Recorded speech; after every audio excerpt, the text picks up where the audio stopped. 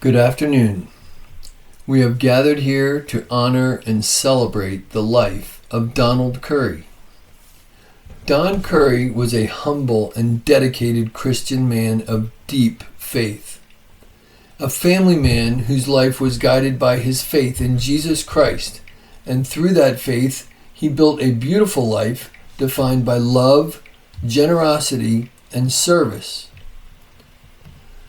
Don was born on Thanksgiving Day in 1937 to Arthur and Mary Currie.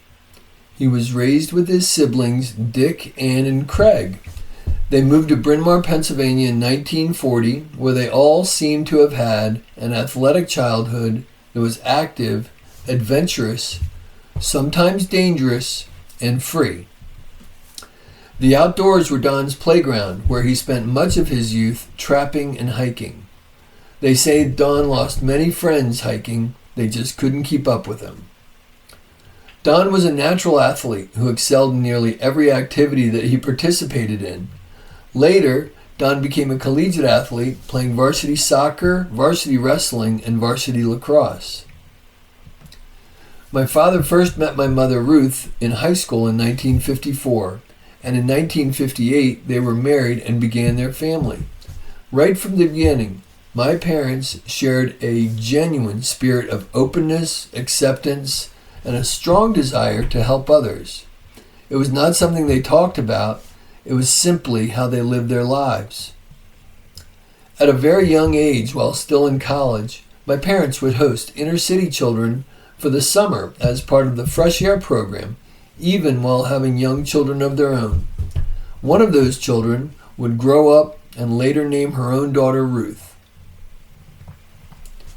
Together, my parents at Graterford Prison, they volunteered at Graterford Prison, where they were deeply involved and made a meaningful difference for many, many people. My father found his faith in Jesus Christ there, and his volunteer work became his ministry. Throughout all this, my parents created an open and accepting home filled with laughter, love, music, sports, and adventure. The motto I heard frequently at home was, all different, all great. We moved around a bit during my childhood, but wherever we lived, my parents seemed to quickly make friends and establish a sense of community. Whenever our neighbors saw a forecast for heavy rain for the entire week, they would check to see if the Curries were going on another hiking trip. Family life at home was stable, supportive, and optimistic. Most nights, my father would be there to help one of us with our homework, whether we wanted it or not. My sisters and I can truly say we had an idyllic childhood. After 30 years at U.S. Plywood, which later became Georgia Pacific, Don retired at the age of 55 and kept busy focusing on what mattered most: his faith, his family, and doing what comes naturally, helping others. When Lynn, Lee, and I started families of our own, Dad became our dear Pop-Pop. Pop-Pop adored his grandchildren and was actively involved in their lives, attending their sporting events, driving them to school in the morning, building birdhouses, and simply spending time with them. On family vacations, he always seemed to be doing something with the grandchildren, whether playing tennis, playing board games, or reading bedtime stories. To add to all this, my father volunteered for Habitat for Humanity for 12 years and prepared taxes for low-income families through a program called VITA Tax Preparation Services. My father remained very active at church with his Bible study and continued to enjoy hiking, mountain biking, playing racquetball, tennis, or pickleball almost every day of the week. As you can see, my father was a very busy and joyous man. I feel very fortunate to say that my father and I genuinely enjoyed each other's company and the time we shared together, whether we were on the trail or on the court. My father was an extremely rugged outdoorsman who was very strong and very fit. So I must say that while the hiking trips were memorable and adventurous, we all had fun, I need to admit that there were a good number of those hikes that were absolutely brutal. But I did my best to keep up with Dad, who was clearly in his element, and I wouldn't have it any other way. Some of the best memories of my life. Some of my favorite memories are the many hours we spent together playing racquetball and pickleball.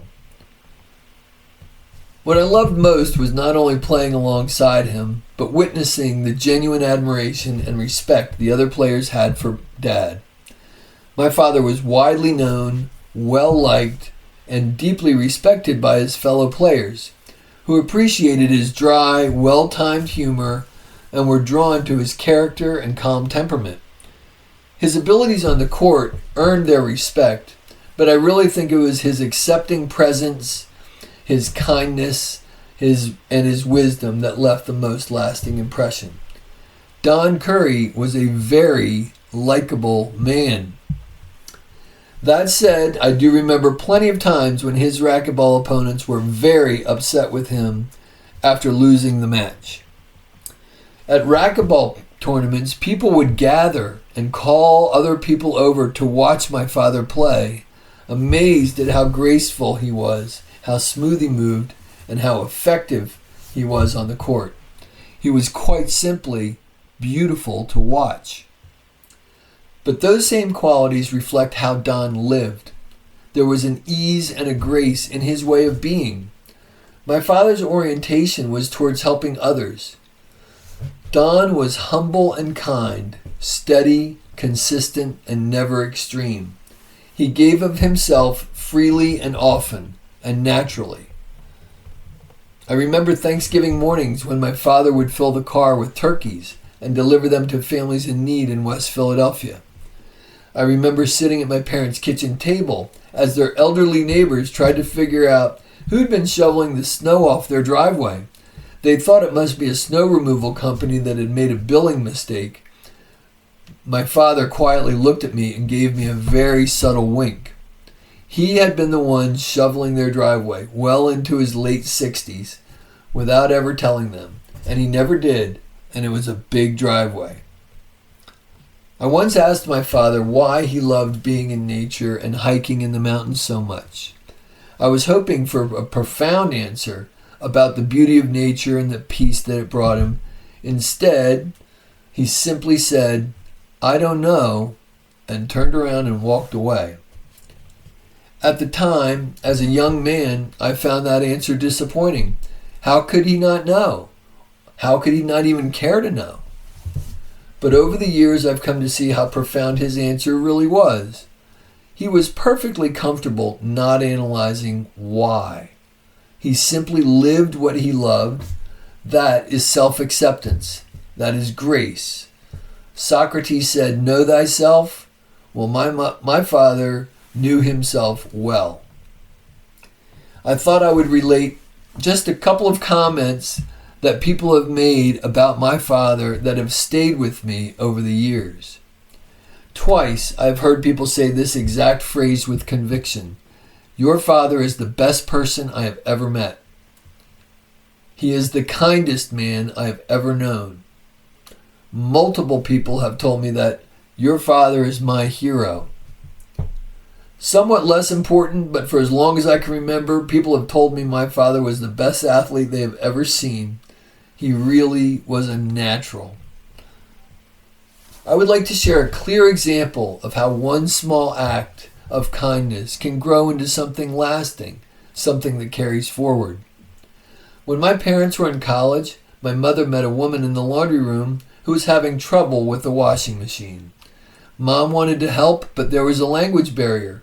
When she told Don, he insisted, invite them over for coffee. So, my mother went back down and invited the couple over for coffee.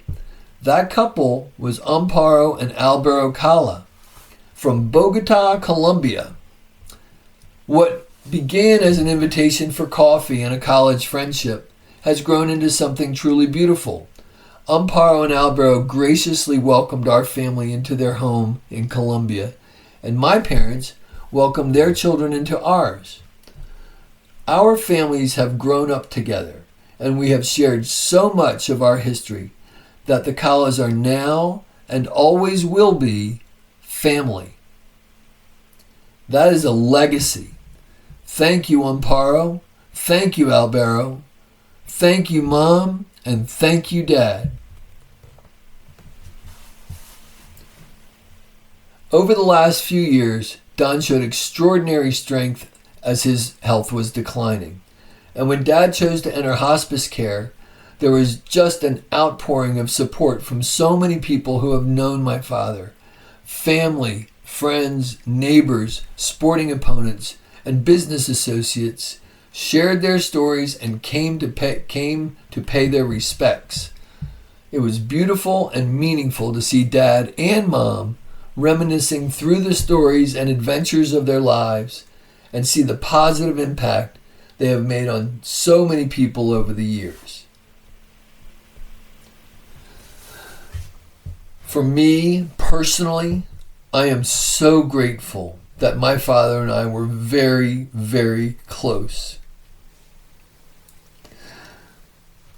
I recognize and appreciate how truly privileged I am to be Don Currie's son.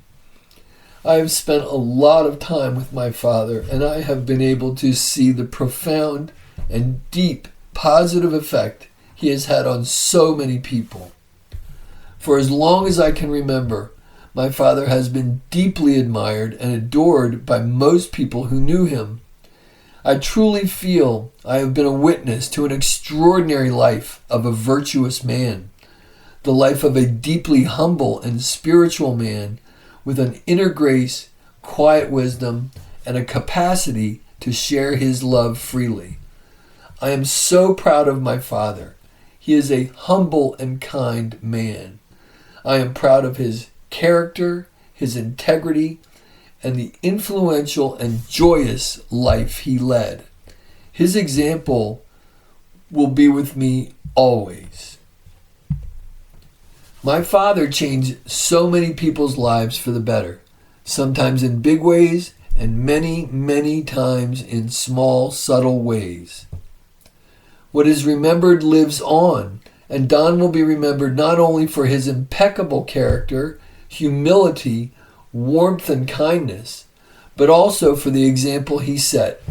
His life and character deserve to be remembered and celebrated, as they show us that a life can be meaningful, purposeful, rewarding, and deeply joyful when lived with humility and a genuine willingness to give of oneself. My sister found a note, paperclip, to the outside of Dad's folder named Funeral. It must have been one of the last things he wrote. Dad wrote two things. I had a dream and it all came true. And my bucket list is empty. What a beautiful man who lived a beautiful life. The lasting memory of Don Currie and the life he lived is a blessing for us all.